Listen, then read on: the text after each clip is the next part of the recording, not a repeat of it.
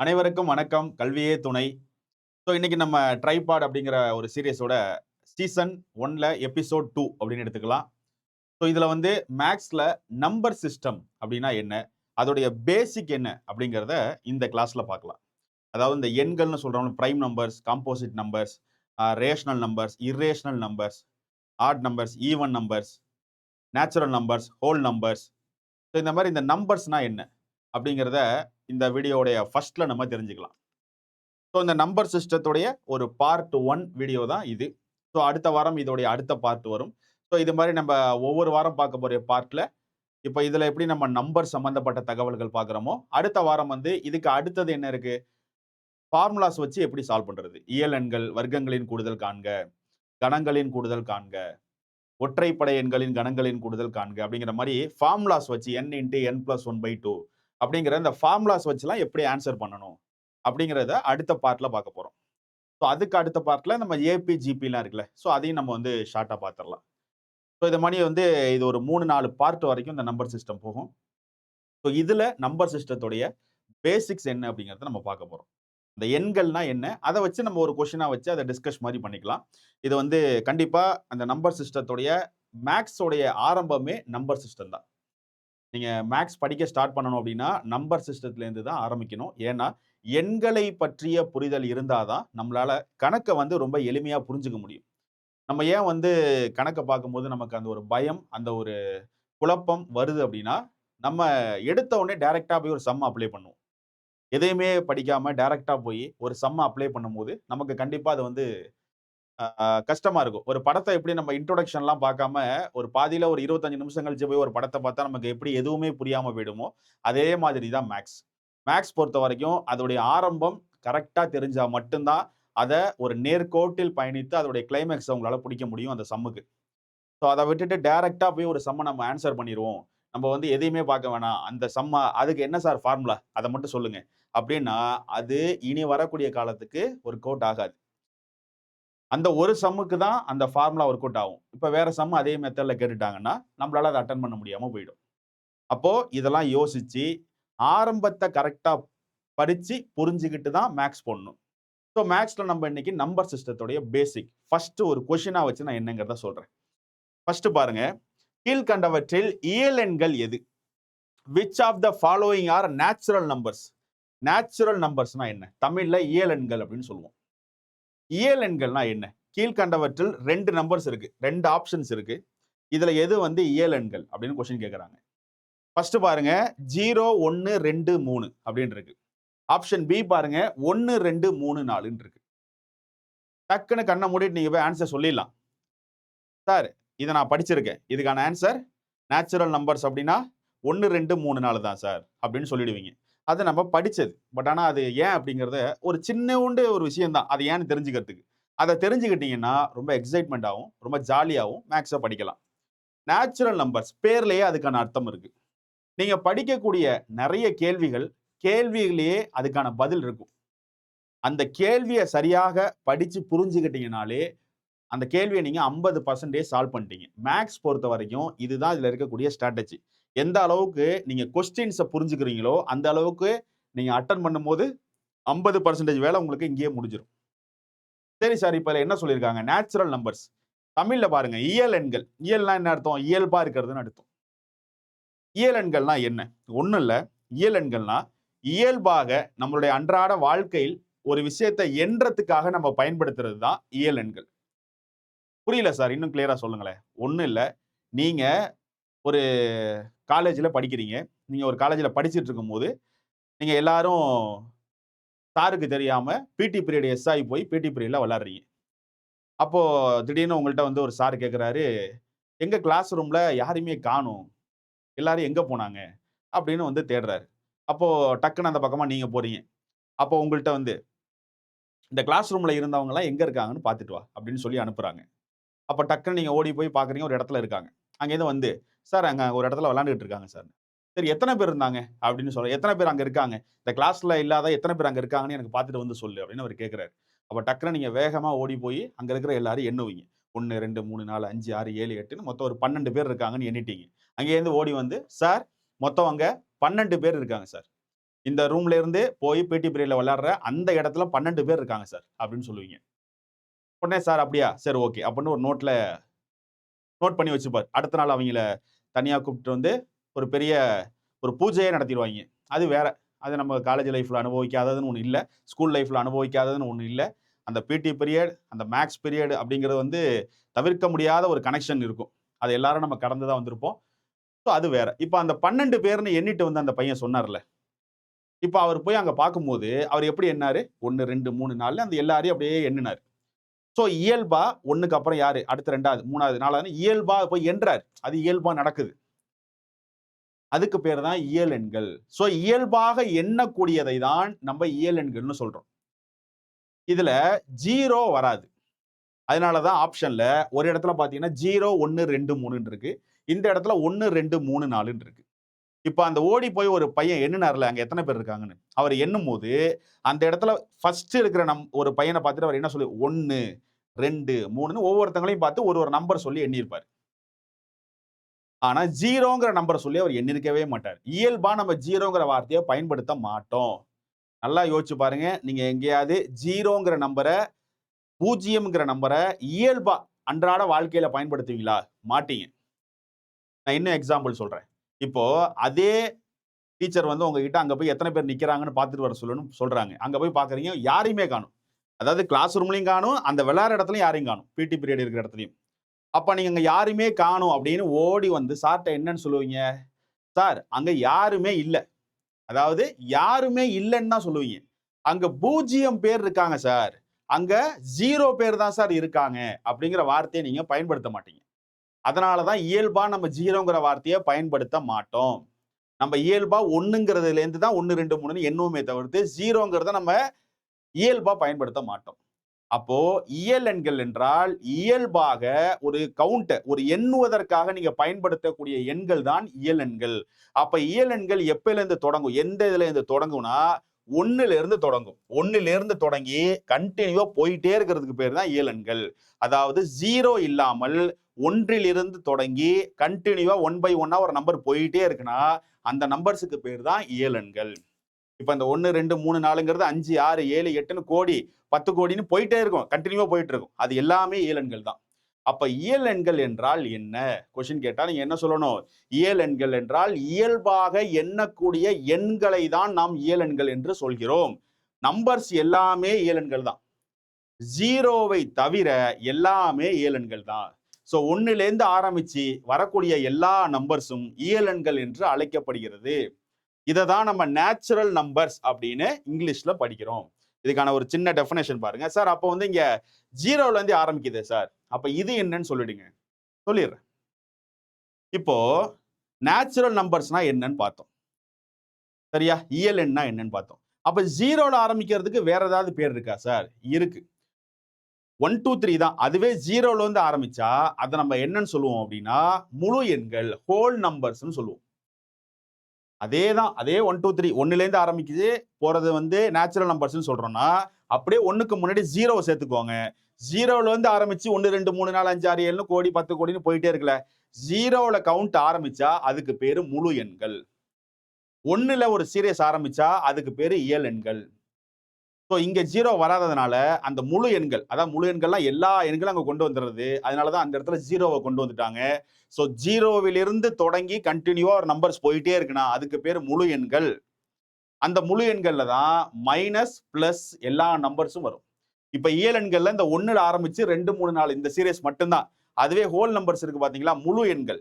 அந்த முழு எண்கள்ல தான் 0, 1, 2, 3, -1, 2, 3, இந்த மைனஸ் பிளஸ் 0 இந்த எல்லாமே முழு எண்களில் தான் அடங்கும். இங்க ஒரு சின்ன டெஃபினேஷன் இருக்கு. இத பாத்தீங்கன்னா உங்களுக்கு புரியும். இங்க பாருங்க. இயல் எண்கள், நேச்சுரல் நம்பர்ஸ்னா என்ன? எண்ணை எண்ண ஆரம்பிக்க பயன்படுத்தும் எண்கள் தான் இயல் எண்கள். அதாவது 1ல இருந்து 2, 3, 4, 5ன்னு கண்டினியூவா எல்லாம் போதுல, இது எல்லாமே இயல் எண்கள் தான். ஆனா 0 என்பது இல்லாமல், 0 வரக்கூடாது ஸ்டார்டிங்ல. அது இல்லாம 1ல இருந்து ஆரம்பிச்சு வரக்கூடிய எல்லா எண்களுமே இயல் எண்கள் என்று அழைக்கப்படும். இங்க இருக்கு பாருங்க. இப்படி வர்றதுக்கு பேர் தான் இயல் எண்கள். சரியா? 1, 2, 3, 4, 5 போன்ற எண்ண தொடர்களே இயல் எண்கள். சரியா? சோ இந்த கவுண்ட் தான். அது கீழே பாருங்க முழு எண்கள். அப்ப முழு எண்கள்னா என்ன சார்? அதான் நான் முன்னாடியே சொன்னேன்ல. அப்படியே 0 உள்ள வரும். இங்க பாருங்க 0 நேர்ம முழு எண்கள் மற்றும் எதிர்ம முழு எண்கள். அதாவது பிளஸ் மைனஸ் நம்பர்ஸ் அப்புறம் 0 இது எல்லாத்தையும் சேர்த்து சொல்றதுதான் முழு எண்கள் அப்படின்னு சொல்லுவோம். ஹோல் நம்பர்ஸ் இன்டகர்ஸ் அப்படின்னு சொல்லுவோம். ஹோல் நம்பர்ஸ் அப்படின்னு சொல்றோம். ஓகேவா? இதுதான் நேச்சுரல் நம்பர்ஸ், ஹோல் நம்பர்ஸ் அப்படின்னு நம்ம சொல்றது. முழுக்கள் அப்படின்னு சொல்லுவோம். முழு எண்கள் அதே முழுக்கள் அப்படிங்கிறது இன்னொரு பேட்டர்னா அதை பிரித்து சொல்லுவோம், அவ்வளோதான். ஸோ எல்லாம் ஒன்று தான். அப்போ ஹோல் நம்பர்ஸ் நேச்சுரல் நம்பர்ஸ்னா என்ன அப்படிங்கிறத பார்த்தாச்சு. சரியா? ஸோ நேச்சுரல் நம்பர்ஸ்னா ஏழெண்கள், ஹோல் நம்பர்ஸ்னா முழு எண்கள். ஏழெண்களில் ஒன்றுலேருந்து ஆரம்பித்து கண்டினியூவாக நம்பர் போகும். அதை தான் நம்ம இயல்பாக பயன்படுத்தக்கூடிய எண்கள். அதுவே முழு எண்கள் அப்படின்னா அதில் 0வும் அடங்கும். முழுக்கள் அப்படின்னா அதில் மைனஸ் ப்ளஸ் எல்லாமே அடங்கும். அதாவது மைனஸ் நம்பர் பிளஸ் நம்பர் 0 இது எல்லாமே சேர்த்து வரதான் முழுக்கள் அப்படின்னு சொல்றோம். முழு எண்கள் அப்படின்னு கூட அதை சொல்லலாம். ஓகேவா? ஸோ இதுதான் பேசிக் நம்பர் சிஸ்டத்துடைய 2 விஷயத்தை நம்ம பார்த்துட்டோம். ஒன்று நேச்சுரல் நம்பர்ஸ்னா என்ன, ஹோல் நம்பர்ஸ்னா என்ன, இயல் எண்கள்னா என்ன, முழு எண்கள்னா என்ன, இந்த 2த்துக்குமான தகவலை ரொம்ப டீட்டெயிலாக நம்ம பார்த்தாச்சு. இதுதான் இதோடைய பேஸ். ஓகேவா? சரி, அடுத்து இன்னொரு கொஸ்டின். கீழ்கண்ட எண்களில் விகிதமுறு எண் எது? Which of the following numbers is a rational number? இங்கிலீஷ்ல அதை ரேஷனல் நம்பர்ஸ்னு சொல்லுவோம். தமிழ்ல விகிதமுறு எண் அப்படின்னு சொல்லுவோம். விகிதமுறு எண்ணா என்ன? இதுல இன்னொன்னு இருக்கு, விகிதமுறா எண். இந்த 2த்துக்குமான வித்தியாசத்தை நம்ம இந்த கொஸ்டின் வச்சே தெரிஞ்சுப்போம். எப்படி போன கொஸ்டின்ல ஹோல் நம்பர்ஸ் நேச்சுரல் நம்பர்ஸை பத்தி பார்த்தோமோ அப்படி இந்த கொஸ்டின்ல வந்து விகிதமுறு எண் அப்படின்னா என்ன, விகிதமுறா எண் அப்படின்னா என்ன, ரேஷனல் நம்பர்னா என்ன, இரேஷனல் நம்பர்னா என்ன. விகிதமுறு எண்ணா என்ன? ஃபர்ஸ்ட் அதுக்கான அர்த்தத்தை சொல்லிடுறேன். எந்த ஒரு எண்களை P/Q என்ற வடிவத்தில் உங்களால எழுத முடியுதோ அதைத்தான் விகிதமுறு எண் அப்படின்னு சொல்றோம். சார் புரியல சார், கிளியரா சொல்றேன். விகிதமுறு எண் அதாவது ரேஷனல் நம்பர்ஸ் அப்படிங்கிறது எப்படி இருக்குங்கிறத சிம்பிளா பேசிக் சொல்றேன். இப்படி ஒரு நம்பர் இருக்கு அப்படின்னா இது ஒரு ரேஷனல் நம்பர். ஏன்னா இப்படி ஒரு நம்பர் மட்டும் இருக்குன்னா கீழே 1 இருக்கிறதா அர்த்தம். இதை நீங்க 5/1 எழுத முடியும். அப்ப இது P/Q இந்த ஃபார்மேட்ல இது இருக்கு. அப்ப இது வந்து ஒரு ரேஷனல் நம்பர் அப்படின்னு சொல்லிடலாம். இப்ப எக்ஸாம்பிளுக்கு இப்ப இன்னொன்னு பாருங்க. வேற என்ன விகிதமுறு எண் அப்படின்னா, இப்ப எக்ஸாம்பிள் ஒரு நம்பரை நீங்க அடிக்கிறீங்க. அதை அடிச்சா 0.25 அப்படின்னு முடிஞ்சிட்டு இதோட ஆன்சர் வந்துட்டு அது அந்த பையை நீங்க அடிச்சீங்கன்னா, இப்ப எக்ஸாம்பிள் சொல்லணும்னா இப்போ 1/2 இருக்குன்னு வச்சுங்க.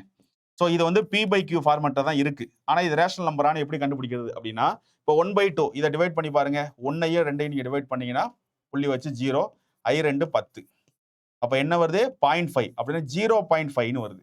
அப்போ புள்ளி வச்சு அதுக்கப்புறம் போற எண்கள் முடிஞ்சிருச்சு, டெர்மினேட் ஆயிட்டு, அதுக்கப்புறம் நம்பர்ஸ் எதுவும் வரல.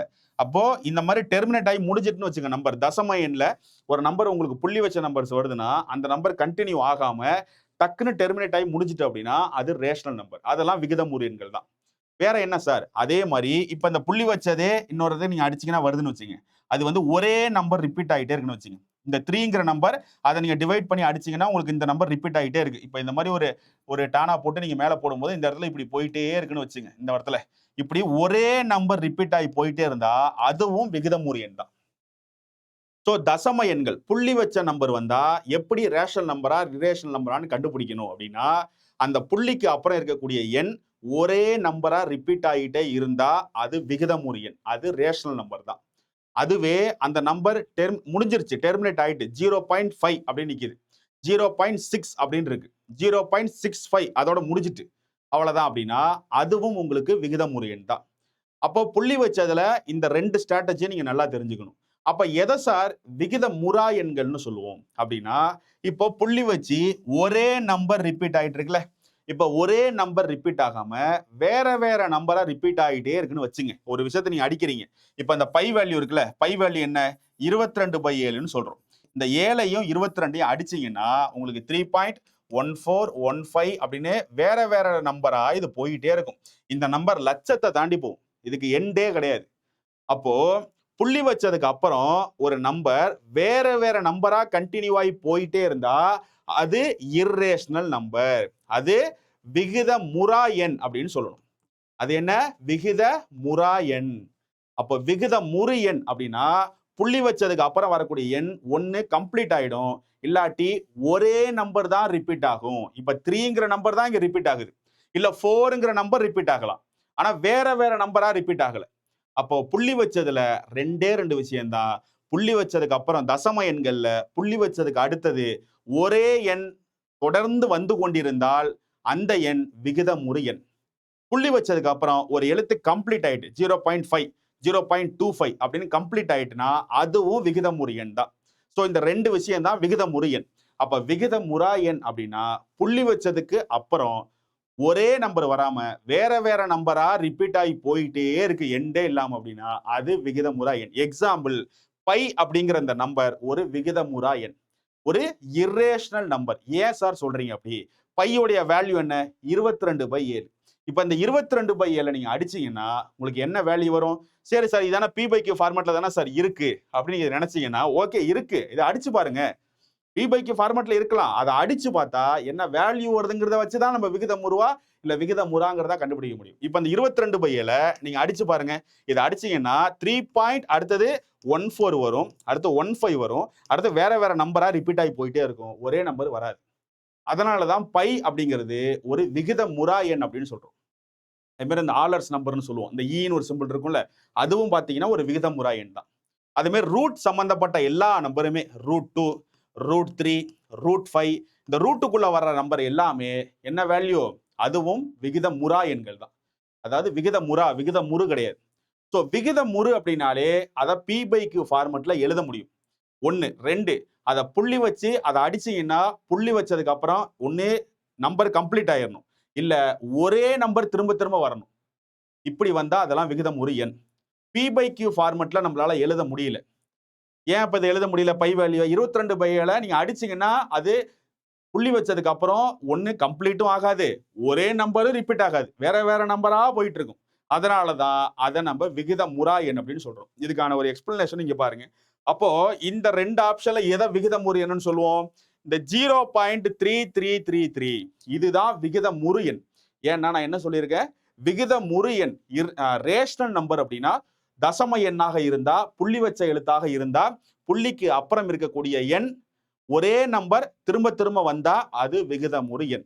அதுவே புள்ளி வச்சதுக்கு அப்புறம் வேற வேற நம்பரா கண்டினியூ ஆகிட்டே போயிட்டு இருக்கு. அதாவது இப்ப இந்த இடத்துல 0.6 5 4 5 7 8 9 7 8 இப்படி போயிட்டே இருக்கு, வேற வேற நம்பரா கண்டினியூ ஆகிட்டே போயிட்டு இருக்கு அப்படின்னா இது விகிதமுறு எண் கிடையாது, அது விகிதமுறா எண். ஆனா இங்க ஒரே நம்பர் தான் கண்டினியூ ஆகுது, அப்ப அது விகிதமுறு எண். அதே மாதிரி ரூட் போட்டு வந்திருக்கிற எந்த நம்பருமே விகிதமுறு எண் இல்லை, அது விகிதமுறா எண். ஸோ ரூட் வேல்யூ எல்லாமே ரூட் வந்திருக்கிற நம்பர் வந்துச்சுனாலே அது விகிதமுறா எண் தான்.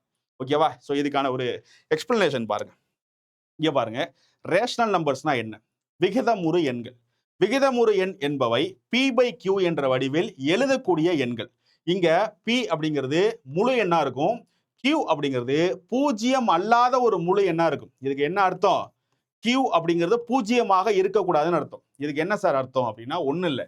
இப்போ P/Q ஃபார்மேட்ல இருந்தாதான் அது விகிதமுறு எண். P/Qனா என்ன? 1/2. இந்த ஃபார்மேட்ல இருந்தா இப்ப இந்த 1/2 பாருங்க, நீங்க உங்களால அடிக்க முடியும். 1 இந்த 2 இங்க போடுறீங்களா, புள்ளி வச்சு 0 சேர்த்துக்கிறீங்களா, I2 10. ஸோ இந்த நம்பர் இங்க முடிஞ்சிட்டு 0.5 முடிஞ்சிட்டு. அப்போ புள்ளிக்கு அப்புறம் ஒரு நம்பர் கம்ப்ளீட் ஆயிட்டு டெர்மினேட் ஆகி முடிஞ்சிட்டு அப்படின்னா இது என்னது? விகிதமுறு எண். ஓகேவா? அப்போ 1/2ங்கிறது ஒரு விகிதமுறு எண் அப்படிங்கிறது நம்மளால புரிஞ்சுக்க முடியுது. ஆனா எப்ப விகிதமுறு எண் கிடையாது அப்படின்னா Q இருக்க வேண்டிய இடத்துல 0 இருந்தால், Q இருக்கிற இடத்துல 0 வரக்கூடாது. இப்ப இதுவே 1/0 அப்படின்னு கொடுத்து இது விகிதமுறு எண்ணா விகிதமுறா எண் கேட்டா இது விகிதமுறா எண். கீழே 0 இருந்தா அது விகிதமுறு எண் கிடையாது. நீங்க உடனே இது P/Q ஃபார்மேட்ல தானே இருக்கு, மேல P கீழே Q இந்த ஃபார்மேட்ல தான் இது இருக்கு, அப்ப இது ஒரு ரேஷனல் நம்பர் தான் அப்படின்னு நீங்க நினைச்சிடக்கூடாது. அதனாலதான் இங்க ஈக்குவேஷன்ல என்ன கொடுக்குறாங்க? Q என்பது பூஜ்ஜியம் அல்லாத ஒரு முழு எண்ணாக இருக்க வேண்டும். ஸோ Q ஈக்குவல் டு போட்டு அடிச்சு 0 கொடுத்துருக்காங்க. அதுக்கு என்ன அர்த்தம்? Q இருக்க வேண்டிய இடத்துல 0 வரக்கூடாது. அதுவே இந்த 0 மேல வரலாம், 0/1 அப்படின்னு கொடுத்தா இதை உங்களால P/Q எடுத்துக்க முடியும். ஆனா இந்த பைக்கு கீழே இங்க 0 வந்தா அதை P/Qன்னு எடுத்துக்க முடியாது. புரியுதா? இன்னும் சிம்பிளா சொல்றேன். ஒரு பிரிவை நம்ம எப்படி பிரிக்கிறோம்? ஒரு பை எப்படி கிரியேட் ஆகுது அப்படின்னா, என்கிட்ட 10 ஆப்பிள் பழம் இருக்கு. ஓகேவா? என்கிட்ட இருக்கிற 10 ஆப்பிள் பழத்துல 5 பேருக்கு நான் அதை பிரிச்சு கொடுக்கணும். நான் எப்படி பிரிச்சு கொடுக்கலாம் அந்த 10 பழத்தை அப்படின்னா, 5 பேருக்கு 2 பழமா பிரிச்சு கொடுக்கலாம். ஓகேவா? அதாவது என்கிட்ட 10 பழம் இருக்கு. அதை நான் 5 பேருக்கு பிரிச்சு கொடுக்கணும். நான் எப்படி கொடுக்கலாம்? 1 5 5 2 5 10. அப்போ 2 2 5 பேருக்கும் இந்த பழத்தை கொடுத்தோம்னா கம்ப்ளீட் ஆயிடும். இதுதானே அர்த்தம் இதுக்கு. என்கிட்ட 10 பழம் இருக்கு. அதுல அந்த பழத்தை நான் 5 பேருக்கு பிரிச்சு கொடுக்கணும். சரி, ஓகே. அதனால நான் கீழே 10 மொத்தமா என்கிட்ட இருக்கிறது 10. அதை நான் 5 பேருக்கு பிரிச்சு கொடுக்கணும். இது 5 நான் மேல போட்டேன்.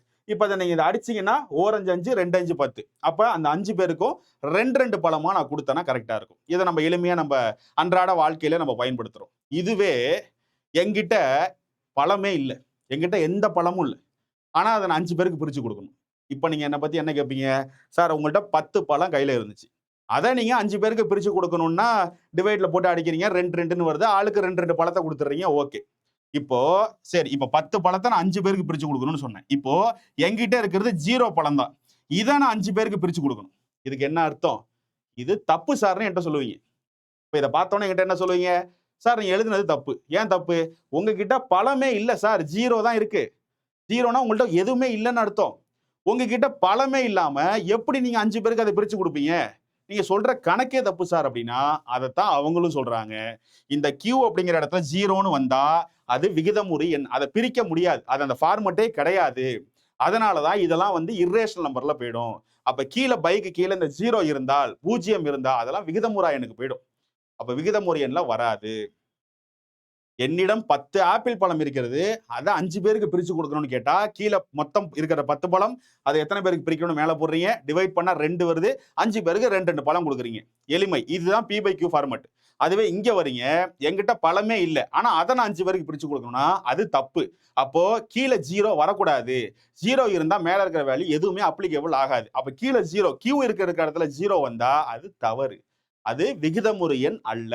அப்படிங்கிறதுக்கான அர்த்தம் இதுதான். அதனாலதான் கியூ அப்படிங்கிற இடத்துல 0 அல்லாத ஒரு முழு எண் இருக்கணும்.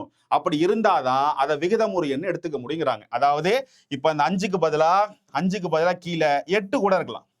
5/8 என்கிட்ட 8 பழம் இருக்கு, அதை நான் 5 பேருக்கு பிரிச்சு கொடுக்கணும்னா அதை கட் பண்ணி எத்தனை துண்டா கட் பண்ணலான்னு கூட நம்ம யோசிக்க முடியும். புரியுதா? இப்ப நீங்க 5 தூக்கி இங்க போட்டு அதுக்கு நீங்க வகுத்தல் போடுவீங்க, இங்க புள்ளி வச்சு 0 சேர்த்துருவீங்க. இப்ப இதுக்கப்புறம் வந்து 8 8 63, 7 8 56, 6 8 48ன்னு அதுல ஒரு டிவைட் பண்ணி நீங்க ஒரு வேல்யூ கண்டுபிடிப்பீங்க. அதுக்குன்னு ஒரு வேல்யூ வந்துடும், அவ்வளவுதான். ஆனா 0ன்னு இருந்தா அதுக்கு ஒண்ணுமே பண்ண முடியாது, உங்கள்கிட்ட ஒண்ணுமே இல்லைன்னு அர்த்தம். ஸோ அதனால கியூ இருக்கிற இடத்துல 0 வரக்கூடாது. 0 வந்தா அது விகிதமுறு எண் அல்ல.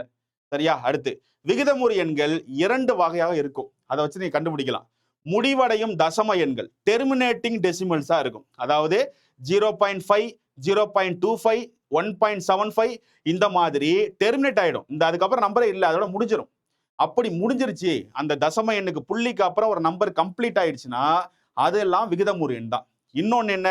மீண்டும் மீண்டும் வரும் தசம எண்கள் ரெக்யூரிங் டெசிமல்ஸ். அதாவது ஒரு புள்ளிக்கு அப்புறம் ஒரே நம்பர் ரிப்பீட் ஆகியே வந்துகிட்டு இருந்தா அதுவும் விகிதமுறு எண் தான். அப்ப புள்ளி வச்சதுக்கு அப்புறம் இருக்கக்கூடிய நம்பரை விகிதமுறு எண்ணா விகிதமுறா எண்ணான்னு கண்டுபிடிக்க ஒரே வழி, ஃபர்ஸ்ட் அது விகிதமுறு எண்ணான்னு தெரிஞ்சுக்கணும்னா ஃபர்ஸ்ட் என்ன பண்ணணும்?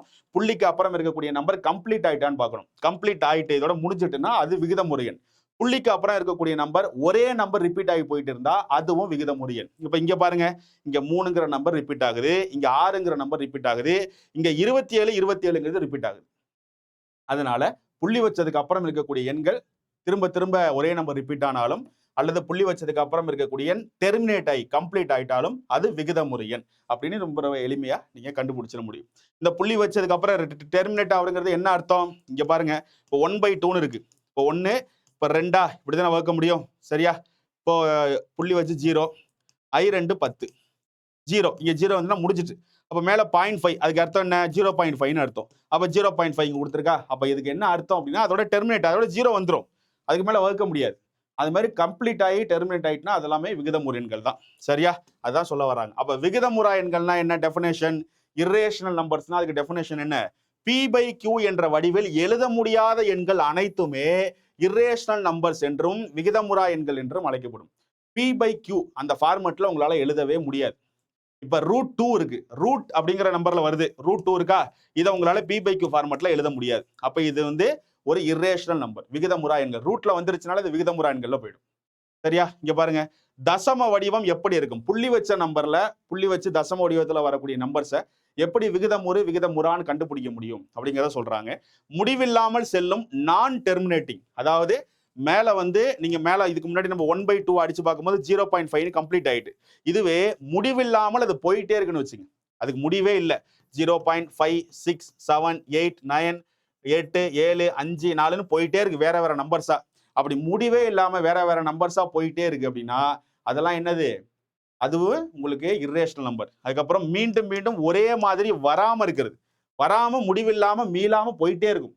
சிம்பிள். புள்ளி வச்சதுக்கு அப்புறம் ஒரே நம்பர் ரிப்பீட் ஆகாம வேற வேற நம்பரா அது பாட்டுக்கு போயிட்டு இருந்துச்சுன்னா அது வந்து விகிதமுறா எண். சிம்பிள், அவ்வளவுதான், முடிஞ்சுச்சு. அப்ப பை வேல்யூ என்னன்னு கேட்பாங்க. பை அப்படிங்கிறது ஒரு விகிதமுறா எண்.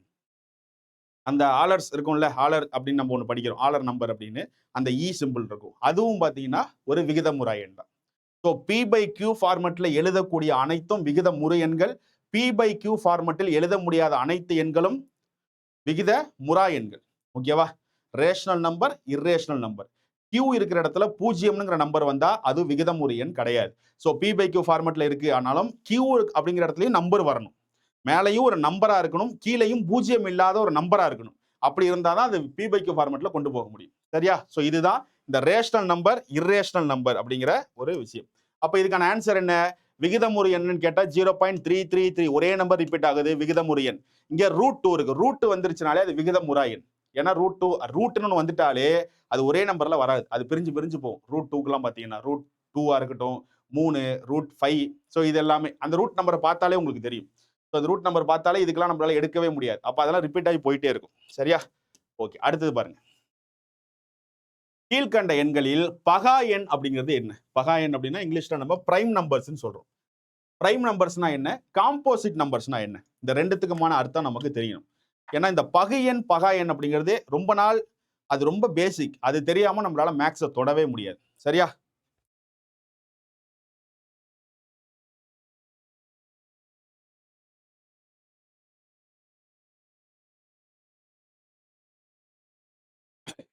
ஓகேவா? கவனிங்க. சரியா? ஸோ பிரைம் நம்பர்ஸ்னா என்ன, பகா எண் அப்படின்னா என்ன, அடுத்து பகு எண், ரெண்டுமே என்னன்னு பார்த்தோம். பகு எண் பகா எண் ரெண்டுத்துக்குமான வித்தியாசத்தை ஒரு சின்ன டெஃபினேஷன்ல சொல்றேன், அதுக்கப்புறம் இதை வச்சு உங்களால கண்டுபிடிக்க முடியும். இங்க பாருங்க, ஃபர்ஸ்ட் பகா எண்ணா என்ன, ஒரு பிரைம் நம்பர்னா என்னங்கிறத சொல்றேன். 1 மற்றும் அந்த எண்ணை தவிர வேறு எந்த எண்ணாலும் சரியாக பகுக்க முடியாத இயல் எண்களே பிரைம் நம்பர்ஸ், பகா எண்கள் எனப்படும். அதாவது ஒரு எண் இருக்கு, இப்ப இந்த 2ங்கிற ஒரு நம்பர் இருக்கு, இது வந்து பகு எண்ணா பகா எண்ணான்னு எப்படி கண்டுபிடிக்கணும்னா, அந்த எண்ணு 1ஆலையும் அதே நம்பராலை மட்டுமே அதை வகுத்துக்கிட்டா, வேற எந்த நம்பருமே அந்த நம்பரை வகுக்கல அப்படின்னா அந்த எண்கள் தான் பிரைம் நம்பர்ஸ். அதாவது இப்ப எக்ஸாம்பிள், இப்ப 7 பாருங்க, இப்ப இந்த 7ங்கிறது ஒரு பிரைம் நம்பரா காம்போசிட் நம்பரா, பகு எண்ணா பகா எண்ணான்னு எப்படி கண்டுபிடிக்கணும்? இப்ப இந்த 7ங்கிறது எந்தெந்த இதுல நம்பர்ல வகுக்கும்? 1வது வாய்ப்பாடுல வரும். ஓரேல் 7 கன்ஃபார்ம், எல்லா நம்பருமே 1வது வாய்ப்பாடுலையும் அது என்ன நம்பரோ அந்த வாய்ப்பாடுலையும் அது வந்துடும் கன்ஃபார்மா. அப்போ 1வதுலயும் இது வகுக்கும், 7வது வாய்ப்பாடுல வகுக்கும். ஏன்னா ஓரேல் 7, 7 1 7. ஸோ இந்த 2 வாய்ப்பாடுலையுமே 7ங்கிறது வரும். சரி, 2 வந்துட்டு வேற எந்த வாய்ப்பாடுலையாவது 7ங்கிறது வருமா? வேற எந்த நம்பர்லையாவது உங்களால அடிக்க முடியுமா? 7ங்கிறத அடிச்சு ஒரு ஆன்சரா கொண்டு வர முடியுமா? கொண்டு வர முடியாது. 7ங்கிறது 1வது வாய்ப்பாடுல ஓரேல் 7 7 1 7 தவிர வேற எந்த இடத்துலையுமே அடிச்சு உங்களை 7ங்கிற வேலையை கொண்டு வர முடியாது. அதாவது எந்த வாய்ப்பாட்டிலையுமே 7ங்கிற ஒரு நம்பர் வராது, அதாவது வெறும் 7 மட்டும் வராது. அப்போ எந்த ஒரு எண் 1 மற்றும் அதே எண்ணை மட்டுமே வகுத்திகளாக கொண்டிருந்தால் அதைத்தான் நாம் பகா எண்கள் என்று அழைக்கிறோம். இப்ப இங்க எக்ஸாம்பிள் வேற பாருங்க. இப்போ 11ன்னு ஒண்ணு இருக்கு. இப்போ 11 ஒரு நம்பர் இருக்கா? சோ இந்த நம்பர் வந்து பகை எண்ணா பகா எண்ணான்னு எப்படி கண்டுபிடிக்கணும்? 2 வகுத்திக்கு மேல அதுக்கு வகுத்தி இருந்தா அது ஒரு பகு எண். 2 வகுத்திகள் தான் இருந்துச்சுன்னா அது பகா எண். இப்ப அந்த 11ங்கிறது எப்பொழுதும் சொன்ன மாதிரி கண்ணை மூடிட்டு 1வது வாய்ப்பாடு 11வது வாய்ப்பாடு, இந்த ரெண்டுத்துலயும் இந்த 11 வந்துடும். ஒரு 11 11 11 1 11. ஸோ இந்த 2 வாய்ப்பாடுலையும் 11 வரும். வேற எங்கேயாவது இந்த 11ங்கிறத ஒரு முழு நம்பரா அடிச்சு உங்களால மாற்ற முடியுமா? இன்னொன்னு, இதை எளிமையா கண்டுபிடிக்க இன்னொரு வழி என்னன்னா, இப்போ 11 தான் லாஸ்ட் நம்பர், 11க்கும் இந்த 1க்கும் இடையில இருக்கிற நம்பர்ஸ் தான் இதை பகுக்கு தான் நம்ம தேடணும். 11க்கு அப்புறம் இருக்கிற நம்பர் வந்து 11 கொண்டு வராது. அதனால நீங்க 11க்கு அப்புறம்லாம் இருக்கான்லாம் யோசிக்க வேணாம். 1ல இருந்து 11 வரைக்கும் இருக்கக்கூடிய ஏதாவது நம்பர் இந்த 11 வகுக்குமா, முழுமையாக வகுக்குமான்னு கேட்டா 2வது வாய்ப்பாடுல ஓ2 2, ஐ2 10, ஆர்2 12 போயிடும். சரியா? அப்ப 10க்கு அப்புறம் 12, 11 கிடையாது. 3வது வாய்ப்பாடுலயும் வராது. 4, 5, 6ன்னு வேற எந்த 1வதுல இருந்து 11வது வரைக்கும் இருக்கக்கூடிய எந்த வாய்ப்பாடுலையுமே ஒரு முழு எண்ணாக, ஒரு அடிச்சு வரக்கூடிய எண்ணாக 11 வராது. அப்ப 1 மற்றும் 11, அதாவது இந்த எண் 1 மற்றும் தன்னால் மட்டுமே இந்த 2 வகுத்திகளை மட்டுமே கொண்டிருந்தால் அதைதான் நாம் பகா எண் என்று அழைக்கிறோம். இந்த பகா எண்ணுடைய மிகச்சிறிய எண் எது? எது ஸ்டார்டிங் நம்பர் அப்படின்னா 2 தான். 2 தான் மிகச்சிறிய பிரைம் நம்பர். அதே மாதிரி இந்த பிரைம் நம்பர்ல இருக்கிற ஒரே ஈவன் நம்பர் இதுதான். அதான் இரட்டைப்படை எண். இந்த பகா எண்ணில் இருக்கக்கூடிய ஒரே இரட்டைப்படை எண் எதுன்னு கேட்டா அதுவும் 2 தான். ஏன்னா 2ங்கிறது ஒரு இரட்டைப்படை எண். ஆனா அது ஒரு பகா எண். ஏன்னா 2ங்கிற நம்பருக்கும் 1ங்கிற 1வது வாய்ப்பாடுலையும் 2ங்கிற 2வது வாய்ப்பாடுல தவிர வேற எந்த இடத்துலையும் 2ங்கிற நம்பர் வகுக்காது. வகுத்தியா வரவே வராது. இல்ல 3வது வாய்ப்பாடுல 2 எப்படி வரும்? வராது, அவ்வளவுதான், முடிஞ்சிச்சு. அப்ப இந்த 2க்கு 2 வகுத்தி, 1 மற்றும் தன்னுடைய எண், அவ்வளவுதான். இந்த 2 தான் இருக்கு. அதனாலதான் அது பகா எண் எனப்படும். அப்ப பகா எண் என்றால் என்ன? 1 மற்றும் தன்னுடைய எண்ணையே வகுத்திகளாக கொண்ட 2 வகுத்திகளை மட்டுமே கொண்ட இந்த எண்கள் எல்லாம் என்னன்னு சொல்லுவாங்க? பகா எண்கள் என்று சொல்வார்கள். இதுதான் கான்செப்ட். இப்ப இதை எப்படி கண்டுபிடிக்கணும்? ஒண்ணா போட்டு இப்ப 13 இருக்கு. இப்ப 13ங்கிறதுக்கு பகா என்னன்னு எப்படி கண்டுபிடிப்போம்? 1வது வாய்ப்பாடுலையும் கடைசியா 13வது வாய்ப்பாடுலையும் கன்ஃபார்ம் 13 வரும். ஆனா 1 to 13க்குள்ள இருக்கிற ஏதாவது நம்பர்ல 2, 3, 4ங்கிற ஏதாவது வாய்ப்பாடுல 13 வருமா? வராது. எந்த ஒரு நம்பராலையும் முழுசா ஒரு அடிச்சு ஒரு நம்பரை உங்களால 13 மாத்த முடியாது. அப்போ 13ங்கிறது ஒரு பகா எண். அப்போ இந்த கொஸ்டின்ல பாருங்களேன். இப்ப இங்க கொஸ்டினை பாருங்க. இதுல எது பகா எண்ணுன்னு கேக்குறாங்க. இப்ப இந்த 18 பாருங்க. 18க்கு வேணாம். ஃபர்ஸ்ட் இதை பார்த்துருங்க. 13. அப்ப 13 அப்படிங்கிறது 1வது வாய்ப்பாடுலையும் 13வது வாய்ப்பாடுல மட்டும்தான் இந்த 13ங்கிற நம்பர் வரும், வகுக்க முடியும். ஒரு 13 13 13 into 1 13, அவ்வளவுதான். 2வது வாய்ப்பாடுல 13 வருமா? 3ல வருமா? 4ல வருமா? சோ இந்த 13க்குள்ள இருக்கிற எந்த ஒரு நம்பராலையுமே 13 முழுமையான எண்ணாக மாத்த முடியாது அடிச்சு. அப்போ இந்த 13ங்கிற எண்ணுக்கு 2 வகுத்தி தான் இருக்கு. 2 வகுத்திகளை மட்டுமே கொண்டிருந்தால் அது ஒரு பகா எண் என அழைக்கப்படும். அப்போ பகு எண்ண என்ன சார்? 2க்கும் மேற்பட்ட வகுத்திகளை கொண்டிருந்தால் அதை தான் பகு எண் என்று அழைக்கிறோம். இப்ப எக்ஸாம்பிளுக்கு இப்ப இந்த 18 இருக்கா? 18 எடுத்து நான் எழுதிடுறேன். சரியா? எப்பொழுதுமே என்ன சொல்லியிருக்கேன்? 1வது நம்பரும் 18வது நம்பரும் கன்ஃபார்ம் அதை வகுக்கும். அதுல எந்த டவுட்டும் இல்லை. எப்பொழுதுமே அதே எண் அதை வகுத்துரும், 1ஆம் நம்பர் அதை வகுத்துரும், முடிஞ்சிச்சு. இது இல்லாம இந்த 2 வகுத்திகள் மட்டும்தான் இப்ப இந்த 18க்கு இருக்கு அப்படின்னா கண்டிப்பா 18ங்கிறது ஒரு பகா எண்ல வந்துடும். ஆனா இப்ப இது பகா எண்ணா பகு எண்ணான்னு எப்படி கண்டுபிடிக்கணும்? இப்ப 1ல இருந்து 18க்குள்ள இருக்கிற ஏதாவது நம்பர் இந்த 18 அடிக்குமா? 2வது வாய்ப்பால அடிக்க முடியும். கரெக்டா? 2வது வாய்ப்பால 9, 2 9 18, 2 8 16, 2 9 18 அடிக்கிறோமா? அப்ப 2வது வாய்ப்பால வரும். 2 9 18ன்னு முழுசா ஒரு இதுல அடிப்படும். அடுத்தது 3வது வாய்ப்பால வருமா? 6 3 18. அப்ப 3வது வாய்ப்பாலையும் வரும். 2 9 18, 3 6 3 18. அடுத்தது 4வது வாய்ப்பால வருமா? 4 16, 6 24 போயிடும். 4ல வராது. 5வது வாய்ப்பால வராது. 6வது வாய்ப்பால 3 6 18. 6வது வாய்ப்பால 6 3 18. ஓகே, 6 3 18 வரும். அடுத்து 7வது வாய்ப்பால வருமா? வராது. 8வது வாய்ப்பாடு 9வது வாய்ப்பால வரும். 9வது வாய்ப்பால 2 9 2 18. 2 9, இதுல தான் 2 9, 2 9, சாரி 9 2, கரெக்ட் இல்ல, சரி கரெக்டா தான் போட்டிருக்கேன். 9வது வாய்ப்பால வரும். ஏன்னா 2 9 18. ஓகேவா? 1 9 9, 2 9 18ன்னு வருது. அப்போ இந்த 18ங்கிறது 1 2 3 6 9 18. இவ்வளோ நம்பர்ஸ்ல இந்த 18ங்கிற வாய்ப்பாடு வகுத்திகளாக கொண்டிருக்கு. அப்ப இந்த 18க்கு இத்தனை வகுத்திகள் இருக்கு. 1 2 3 4 5 6 வகுத்திகளை கொண்டுள்ளது இந்த 18 அப்படிங்கிற நம்பர். அப்போ ஒரு நம்பர் 2 வகுத்திகளுக்கு மேல் வகுத்திகளை கொண்டிருந்தால் அது ஒரு பகு எண் எனப்படும். அதுவே இப்ப இந்த 18ங்கிற நம்பருக்கு 1 18ங்கிற தாண்டி வேற எந்த நம்பருமே அதை வகுக்கல இடையில உள்ள நம்பர் அப்படின்னா அது ஒரு பகா எண் அப்படின்னு போயிடும். இதுதான் கான்செப்ட். இன்னும் எக்ஸாம்பிள் சொன்னா உங்களுக்கு புரியும். இப்ப இங்க பாருங்க. சோ இங்க இருக்கு பாருங்க. பகு எண் அப்படின்னா என்ன? பகா எண்ணா என்னன்னு பார்த்தோம். பகு எண்ணா என்னன்னு பாருங்க. காம்போசிட் நம்பர்ஸ் அப்படின்னா 1 மற்றும் தன்னைத்தானே மட்டும் அல்லாமல் வேறு எண்களாலும் சரியாக பகுக்கக்கூடிய 2க்கும் மேற்பட்ட இயலெண்களே காம்போசிட் நம்பர்ஸ். இப்ப எக்ஸாம்பிளுக்கு 4ங்கிற நம்பர் இருக்கு. இங்க பாருங்க, 4ங்கிறதா ஸ்டார்டிங் நம்பரே. பகா எண், அதாவது பகா எண்ல எப்படி 2ங்கிறது ஸ்டார்டிங் நம்பரா பார்த்தோம், 2ல இருந்து தான் பகா எண் ஆரம்பிக்குது. 2க்கு அடுத்ததே 4, அப்படியே அது போயிட்டே இருக்கும். சாரி, 2க்கு அப்புறம் பகா எண் அப்படின்னா 4லாம் வரும், வரக்கூடாது. 2க்கு அப்புறம் 3, 3க்கு அப்புறம் 4 வராது, 5. ஸோ 2, 3, 5, 6 வராது, 7. ஸோ இந்த மாதிரி போயிட்டு இருக்கும். அதுவே பகு எண் அப்படின்னா ஸ்டார்டிங் நம்பரே 4 தான். ஏன் அப்படின்னா இப்ப 2ங்கிறது ஒரு பகா எண். ஏன்னா 2க்கு 1, 2ங்கிற 2 வகுத்தி மட்டும் தான் இருக்கு. 3, 3ங்கிறதுக்கும் 3, 1ங்கிற 2 வகுத்தி தான் இருக்கு. அப்ப 2ஆம் நம்பரும் 3ஆம் நம்பரும் பகா எண்ல போயிடும். அப்ப அதுக்கு அடுத்து இருக்கிற நம்பர் என்ன? 4. அப்ப 4ங்கிறது எதுல வரும்னா 4 தான் பகு எண்ல வரும்.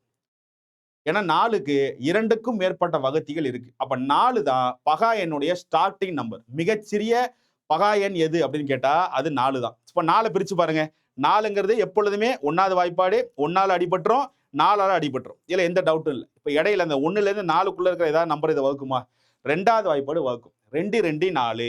அப்ப 2வது நம்பர் இந்த 4 வகுக்கும், 3 வகுக்காது. அடுத்து 4, இதோட முடிஞ்சிட்டு. அப்ப இந்த 4ங்கிற நம்பருக்கு 1, 2, 3 மொத்தம் 3 வகுத்திகளை இந்த 4 என்ற எண் கொண்டுள்ளது. அப்ப 2ற்கும் மேற்பட்ட எண்களை வகுத்திகளாக கொண்டிருந்தால் அந்த எண் என்ன? அதை தான் நாம் பகு எண் என்று அழைக்கிறோம். இப்ப இங்க பாருங்க, 6ங்கிற ஒண்ணு இருக்கு. இப்ப 6ங்கிற நம்பர் 1வது வாய்ப்பால்ல வரும், அதுக்கப்புறம் 6வது வாய்ப்பால்ல வரும். ஸோ இந்த 2 நம்பராலையுமே அது அடிபட்டுரும். இது காமன். 2வது வாய்ப்பால்ல அடுத்து உண்டா? 2 மூ 6 உண்டு. 3வது வாய்ப்பால்ல உண்டு. மூவி 2 6. அடுத்தது 6வது வாய்ப்பால்ல. அப்ப 1, 2, 3, 4 மொத்தம் 4 காரணிகள் இந்த 6ங்கிற நம்பருக்கு இருக்கு. அப்போ 6ங்கிறது ஒரு பகு எண். ஒரு பகு எண். இதுலயே பெரிய நம்பர்ஸ்லாம் இருக்கு. இப்ப 125, 126 அப்படிங்கிற மாதிரி ஒரு பெரிய நம்பர்ஸ்லாம் இருக்குன்னு வச்சுங்க. அந்த மாதிரி நம்பர்ஸுக்கு வந்து அதை பகு எண்ணா பகா எண்ணான்னு எப்படி கண்டுபிடிக்கணும் அப்படிலாம் இருக்கு. இப்போ சின்ன நம்பருங்கிறதுனால நம்ம கண்டுபிடிச்சிருவோம். இப்போ எக்ஸாம்பிள், இப்போ இங்க பாருங்களேன், இப்போ வந்து ஒரு 125 இருக்குன்னு வச்சுங்க. இப்போ இந்த 125 ஒரு பகு எண்ணா பகா எண்ணா அப்படின்னு கேட்டா நம்ம இது வந்து கண்டிப்பா ஒரு பகு எண் தான். ஏன் அப்படின்னா உங்களுக்கு பார்த்தாலே தெரியும், கன்ஃபார்மும் இது வந்து 1வது வாய்ப்பால வரும், அதுக்கப்புறம் 2வது வாய்ப்பால வரும். சாரி, 125வது இதுல வந்துடும். இந்த ரெண்டுத்துக்கு இடைப்பட்ட நம்பர்ல கன்ஃபார்மா 5வது வாய்ப்பால வந்துடும். ஏதோ 5 ஏன்னா 5ல முடியுது. அப்ப கன்ஃபார்மா 5வது வாய்ப்பால வந்துடும். அப்ப 2க்கும் மேற்பட்ட வகுதி இது இருக்கு. அப்ப 125 கன்ஃபார்மா ஒரு பகு எண்.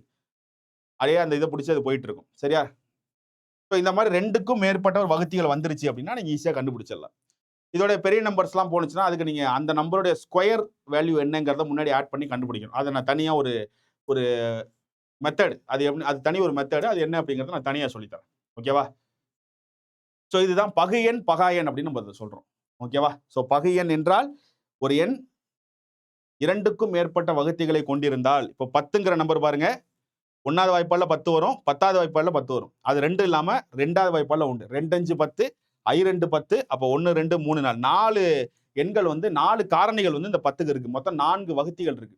அப்ப 2க்கும் மேற்பட்ட வகுத்தி இருக்கிறதுனால 10ங்கிறது ஒரு பகு எண் அப்படின்னு அழைக்கப்படுது. சார், அப்ப இந்த 1ங்கிற நம்பர் என்ன சார்? நல்லா புரிஞ்சுக்கணும். இது எக்ஸாம்ல கேட்கப்பட்ட ஒரு கேள்வி. இப்போ இந்த பகா எண் அப்படிங்கிறது எங்க ஸ்டார்ட் ஆகுதுன்னு கேட்டோம், 2ல.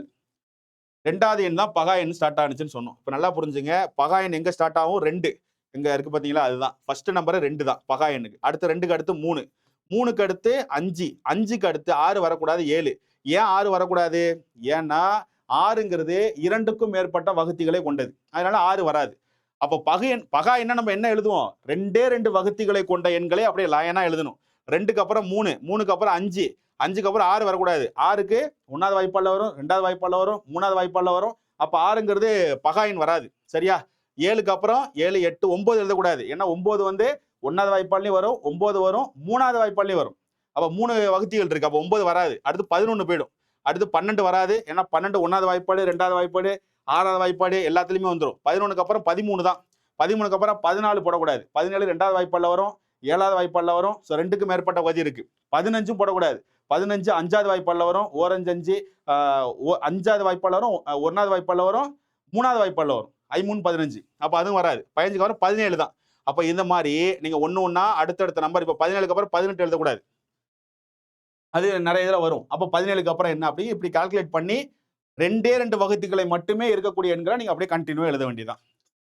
மொத்தம் 100, 1லேருந்து 100க்குள்ள இருக்கிற எண்கள்ல மொத்தம் 25 எண்கள் பகா எண்களாக இருக்கு அப்படிங்கிறாங்க.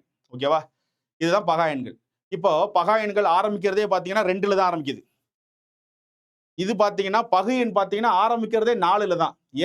ஏன்னா 2வது நம்பரும் 2ங்கிற நம்பரும் 3ங்கிற நம்பரும் பகா எண். அப்ப 2 3 தாண்டி 4வது நம்பர் தான் இடையில விடுபட்டு இருக்கு. இந்த 4வது தான் ஸ்டார்டிங்ல இருக்கக்கூடிய பகு எண். ஏன்னா 4ங்கிற நம்பருக்கு தான் 2க்கும் மேற்பட்ட வகுத்தி ஃபர்ஸ்ட் நம்பர் சீரிஸ்ல ஆரம்பிக்குது. அதனால 4 வந்து ஒரு பகு எண்ணா போயிடுது. அப்போ பகு எண்ணில் மிகச்சிறிய எண் எதுன்னு கேட்டா 4. பகா எண்ல மிகச்சிறிய எண் எதுன்னு கேட்டா 2.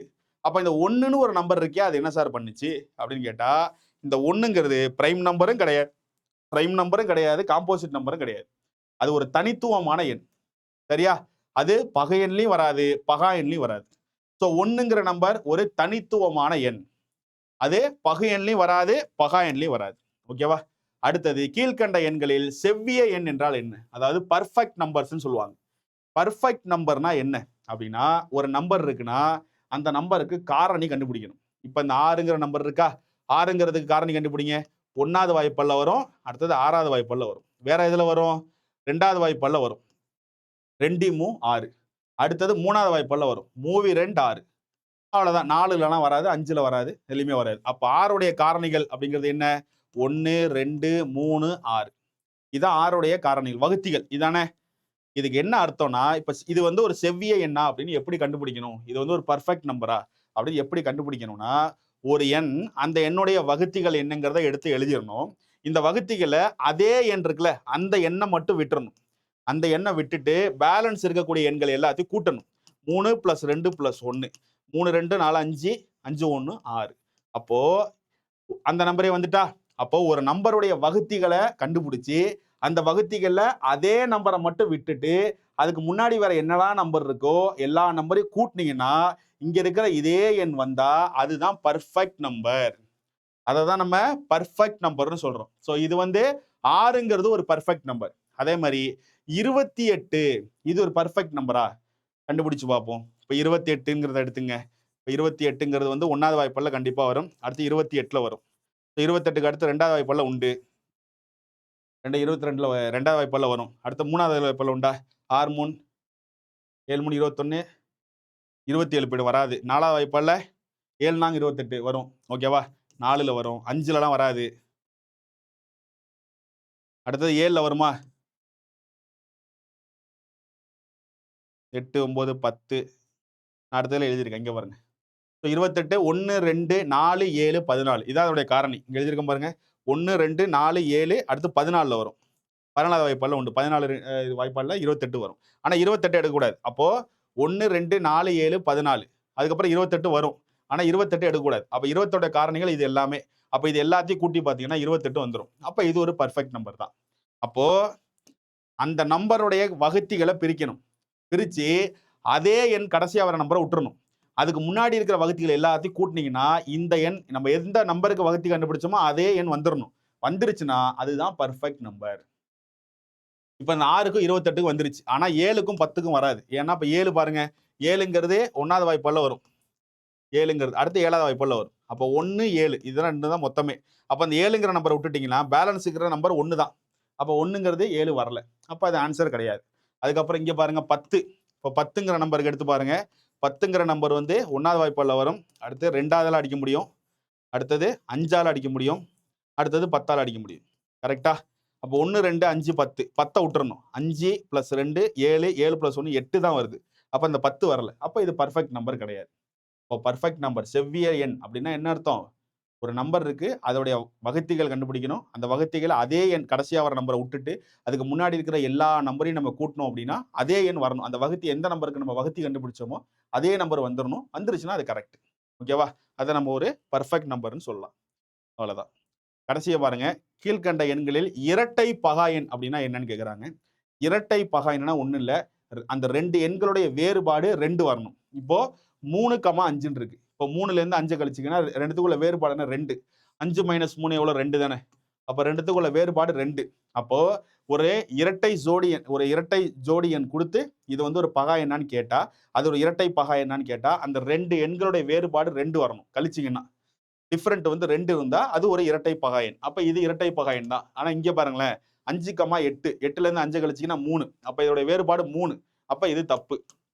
இது 3,6 இதுக்கும் 3 வரும் தப்பு. 4,8 இதுல 4 வரும் தப்பு. அப்போ இரட்டை சோடி பகா எண் அப்படின்னா அந்த இரட்டை அந்த ஒரு ஜோடி கொடுத்துருக்காங்கல்ல அதோட டிஃபரன்ஸ் பாருங்க 2 வரணும். வந்துச்சுன்னா அது ஒரு இரட்டை பகா எண் அப்படின்னு அழைக்கப்படும். ஸோ இவ்வளவுதான் நம்ம இதோடைய பேசிக் தான். இதோட எண்கள்னா என்ன, அந்த எண்களுடைய விளக்கம் என்ன, பிரைம் நம்பர்னா நம்ம இதில் என்னென்ன பார்த்துருக்கோம். ரேஷனல் நம்பர், இர்ரேஷனல் நம்பர், விகித முறு எண், விகித முறா எண். விகித முறு எண் என்றால் ஒரு எண்ணை P/Q ஃபார்மட்டில் எழுத முடியும். அதுக்கப்புறம் புள்ளி வச்சதுக்கு அப்புறம் ஒரு நம்பர் வந்தா ஒரே நம்பர் கடைசி வரைக்கும் ரிப்பீட் ஆனா அது விகிதமுறு எண். நம்பர் டெர்மினேட் ஆயிட்டுனா 0.5 0.25 டெர்மினேட் ஆகி முடிஞ்சிருச்சுன்னா அதுவும் விகிதமுறு எண். P/Q ஃபார்மட்ல எழுதும் போது Q அப்படிங்கிற இடத்துல பைக்கு கீழே 0 வரக்கூடாது. வந்துச்சுன்னா அது விகிதமுறு எண் அல்ல.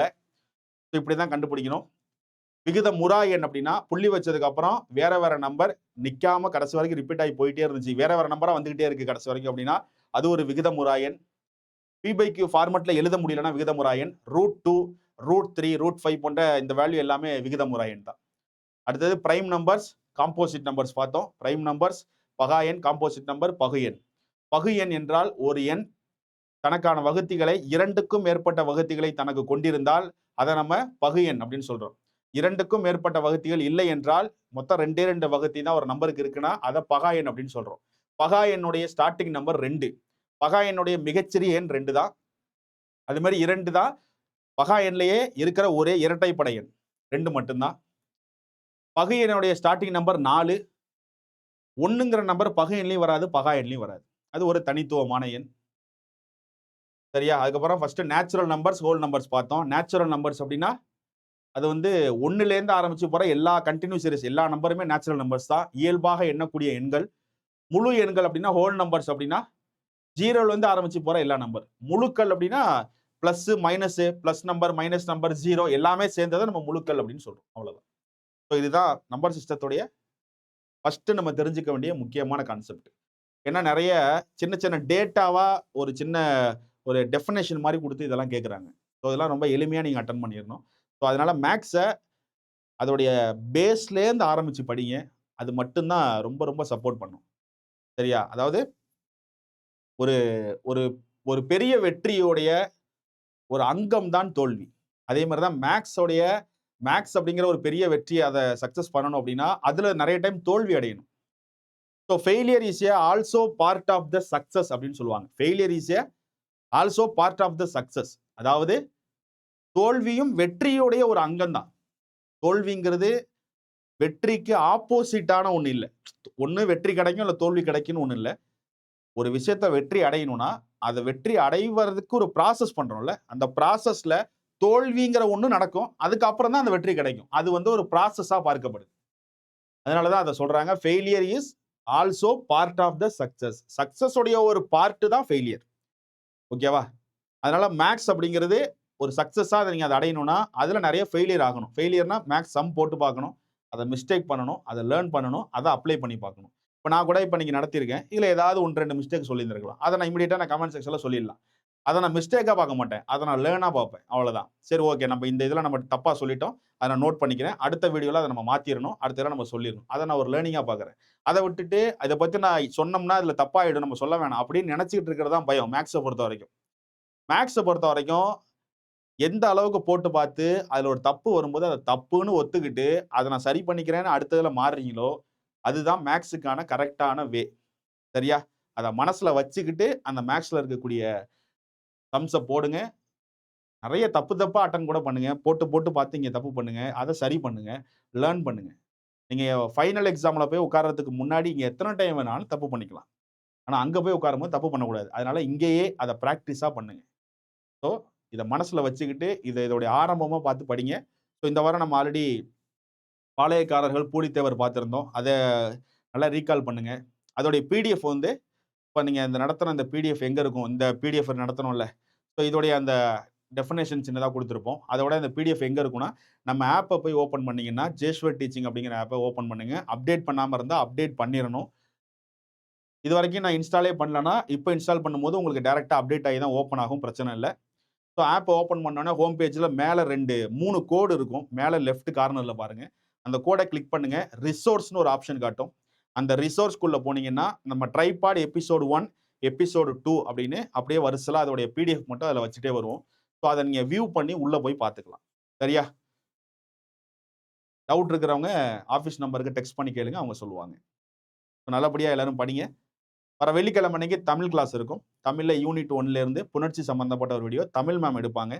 தமிழ் மேம் வந்து கிங்டம் பேட்ச்ல எடுக்கிறவங்க தான் எடுக்க போறாங்க. ரொம்ப ரொம்ப சூப்பரா இருக்கும் அவங்களுடைய வகுப்பு. ஸோ வெயிட் பண்ணுங்க. வெள்ளிக்கிழமை அவங்களுடைய வகுப்பை பாருங்க. ஸோ அதுக்கப்புறம் அப்படியே அடுத்த வாரம் ஒரு 3 கிளாஸ் அப்படியே இது வந்து பொறுமையா போகும். நான் திரும்பவும் சொல்றேன். ஸ்லோ அண்ட் ஸ்டெடியா போறது தான் இந்த பிளான். ஏன்னா டைம் நமக்கு ஆல்மோஸ்ட் 7, 8 மாசம் இருக்கு. பொறுமையா தான் இந்த வகுப்பு போகும். ஒரு 1/2 மணி நேர வீடியோ ஒரு நாளைக்கு ஒரு திங்கள், புதன், வெள்ளி ஒரு நாளும் ஒரு நைட் 8 மணிக்கு ஒரு 1/2 அன் ஹவர்லேருந்து 45 மினிட்ஸ்க்குள்ள இருக்கிற அந்த வீடியோ ஏதோ ஒரு வகையில் உங்களுக்கு ஒரு பயனா இருக்கும். ஸோ அதை அப்பப்போ அப்படியே பார்த்துட்டே வந்தீங்கன்னா உங்களுக்கு ரொம்ப அது கிளியரா புரிஞ்சிடும். சரியா?